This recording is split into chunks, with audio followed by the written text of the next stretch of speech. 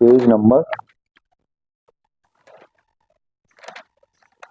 99 निकालो, page number 99।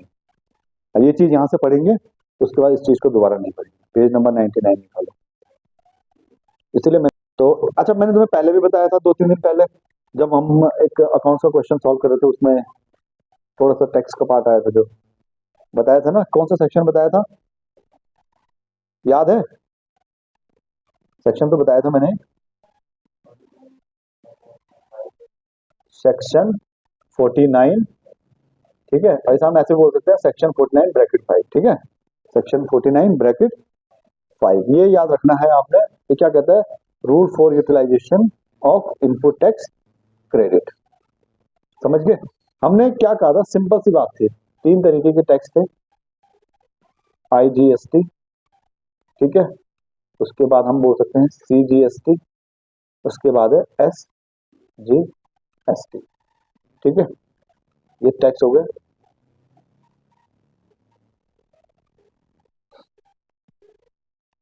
ठीक है, यहां पर है, सपोज करो आउटपुट लाइबिलिटी जो है आपकी, ठीक है, ये खाना हो गया इसका।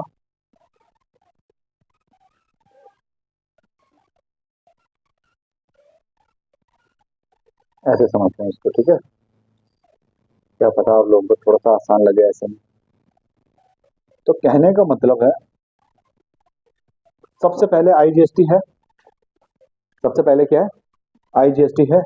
अगर IGST की लाइबिलिटी है, और ये क्या है, यहाँ पे सपोज करो आपके पास इनपुट पड़ा हुआ है, ठीक है, अगर इनपुट पड़ा हुआ है, IGST की लाइबिलिटी 100 रुपए है, 1000 रुपए है सपोज करो, तो सबसे पहले किससे एडजस्ट करेंगे, किससे एडजस्ट करेंगे, ये IGST का है, ये CGST का है, ये SGST है, ठीक है। सबसे पहले किससे एडजस्ट करेंगे, इससे एडजस्ट कर सकते हैं, ठीक है। उसके बाद भी अगर लाइबिलिटी बच रही है IGST की, तो कहां से एडजस्ट करेंगे, CGST से एडजस्ट करेंगे। उसके बाद भी अगर IGST की बच रही है, तो SGST से एडजस्ट करेंगे, ठीक है। इट मींस IGST की लाइबिलिटी आप तीनों से कर सकते हो, और IGST का जो इनपुट रहेगा, उससे आप किसी और की लाइबिलिटी भी सेटअप कर सकते हो। समझ गए? मतलब सपोज करो, अगर आपके पास CGST है, अगर आपके पास CGST है, तो CGST से आप किस किस की लाइबिलिटी एडजस्ट कर सकते हो, एक तो IGST की कर सकते हो, एक C की कर सकते हो। आप इसको S के साथ एडजस्ट नहीं कर सकते, ठीक है। वैसे ही सिमिलरली अगर SGST है, तो इसको आप I की से कर सकते हो, पर इससे नहीं कर सकते, और इससे कर सकते हो। समझ गए? क्लियर हो गया? मतलब अगर आपके पास लाइबिलिटी है SGST की, ठीक है, तो आप SGST से ही एडजस्ट करोगे।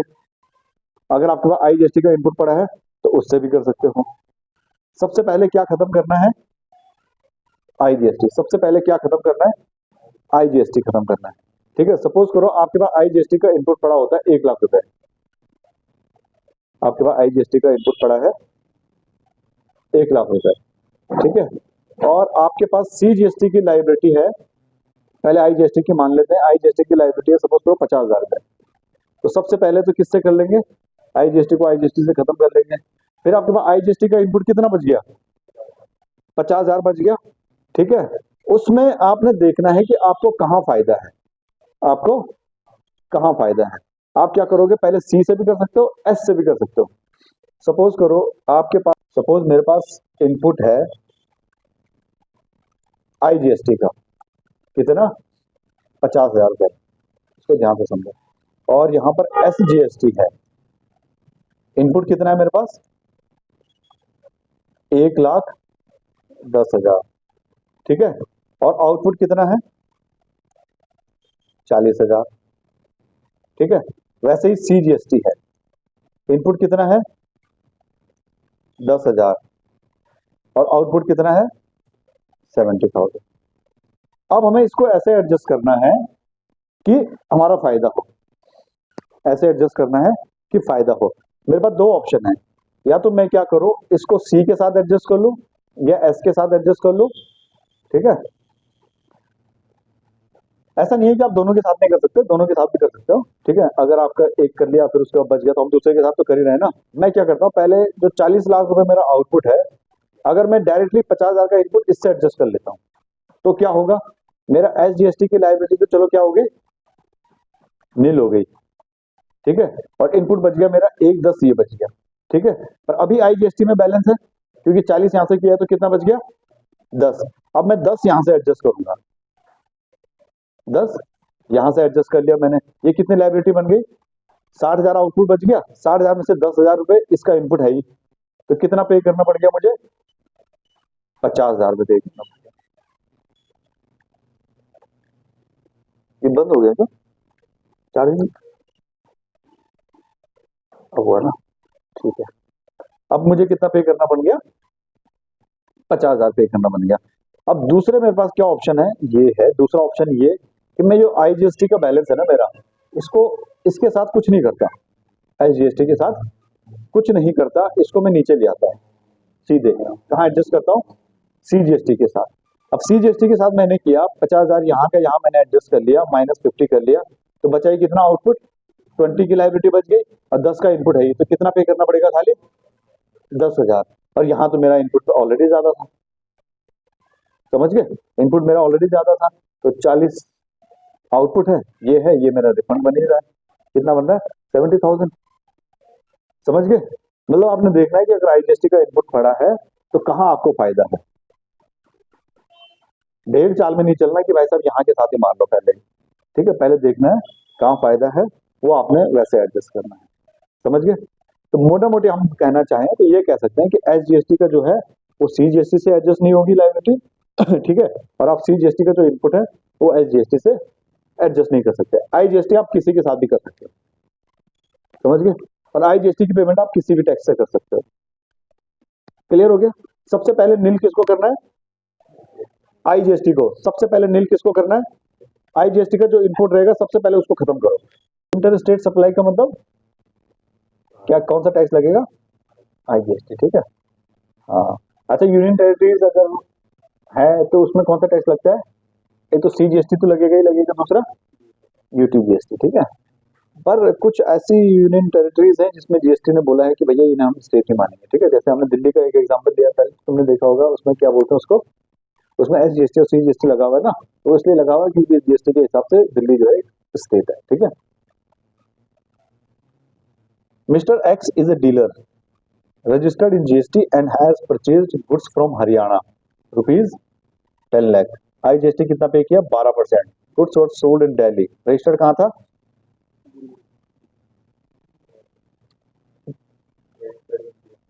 चलो ना आगे लिखा है, कितना लिखा है, सीजीएसटी और एसजीएसटी लिखा है दिल्ली में, तो इसका मतलब वो दिल्ली में रजिस्टर्ड है, ठीक है। प्रॉफिट कितना डाला उसने, 1 लाख रुपए, और 6% और 6% पे उसने क्या कर दिया, सेल कर दी, 6% और 6% पे उसने क्या कर दी, सेल कर दी, क्लियर। चलो अब चलते हैं यहाँ, तो सबसे पहले क्वेश्चन नंबर 1, नहीं पेज नंबर 30, पेज नंबर 30, इसीलिए तो बोला था बुक प्रिंट कराओ। Question number 1, question number 10 basically ना, पेज नंबर 30 का, ठीक है। अच्छा, उसने परचेज क्या किया है, परचेज प्राइस क्या है उसका, परचेज प्राइस है 10 लाख, ठीक है। और उस पर उसने ऐड किया है IGST, IGST at the rate कितना परसेंट, 12%। कितना अमाउंट बन रहा है, 1,20,000, 1,20,000, तो टोटल कितना बन गया, 11,20,000, ठीक है। अच्छा, अब हम क्या निकालते हैं, पहले कॉस्ट निकालते हैं इसकी, टोटल परचेज, टोटल अमाउंट कितना पे किया उसने, टोटल अमाउंट पेड भी लिख सकता हूँ मैं यहाँ पे, ठीक है। टोटल अमाउंट पेड कितना है, 11,20,000 रुपए, लेस आईटीसी किसका, आईजीएसटी का कितना, 1,20,000, और ये कॉस्ट क्या बन गई मेरी, 10 लाख। यहाँ तक तो इजी है, सबको समझ ही आ रहा है, ठीक है। मतलब जिस चीज का आईटीसी मिल गया वो हमारा एसेट्स बन गया, एसेट बन गया तो कॉस्ट में ऐड करने की जरूरत नहीं है, वेरी गुड। अच्छा, अब ये बन गया इसकी कॉस्ट, इसमें इसने क्या कर दिया, ऐड प्रॉफिट, ठीक है। देखो जो 60/60 किया था, इंटू 40 किया था, वो तब था जब उसने बोला था कि प्रॉफिट ऑन सेल है, ठीक है, 40% ऑन सेल बोला था ना उसने। अगर वो यहाँ पे सीधे बोलता कि 40% ऑफ कॉस्ट, तो क्या निकाल देते, इसका 40% निकाल देते, सिंपल सी बात है। ठीक है, कितना है, एक ही लाख है मार्जिन। ठीक है, अब ये क्या बन गई हमारी, कौन सी वैल्यू बन गई, ट्रांजेक्शन वैल्यू। ट्रांजेक्शन वैल्यू का मतलब जिस पर हमें टैक्स लगाना है। ट्रांजेक्शन वैल्यू कितनी बन गई, 11 लाख। अब इसमें ऐड क्या कर देंगे, CGST कितना, 6%, कितना बन रहा है 66,000। और SGST कितना,